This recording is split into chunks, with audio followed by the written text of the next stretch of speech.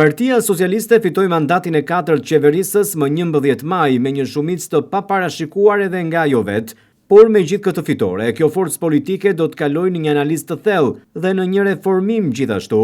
Bashkëkryetaria e Partisë Socialiste të Vlorës Vilma Bello, në një intervistë të dhënë për televizionin 6+1 Vlora, thekson se Partinë Socialiste në vjesht do ta gjejë një fazë re.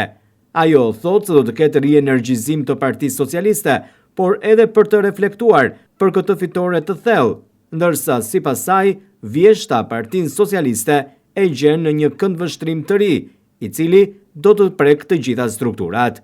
Unë besoj që do të ketë një moment mbas përfundimit zyrtar edhe një analize që do të bëhet për zgjedhje, do të ketë një moment zyrtar edhe të vendimarrjes së leadershipit të kryesisë Partisë Socialiste se në çfarë faze të re do të na gjej vjeshta.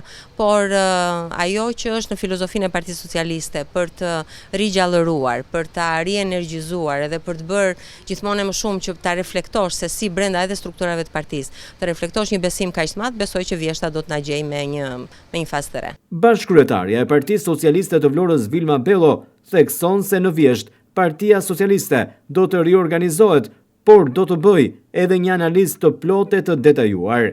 Megjithatë, sipas Bellos, mendja e socialistëve është tek zgjedhjet e radhës, që janë pikërisht ato vendore. Që do të thotë një rienergjizim i partisë, një riorganizim, një analizë plotë e detajuar për të parë se si do të përgatitemi për zgjedhjet e radhës.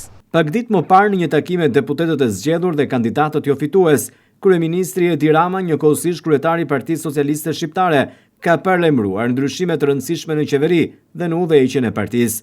Rama e cilësoi mandatin e 4 si një moment historik për vendin dhe për mazhorancën. Ai shtoi se janë të domosdoshme disa lëvizje në udhëheqjen e partisë në qeveri dhe theksoi nevojën për unitet dhe koordinim të plotë me aleatët evropian.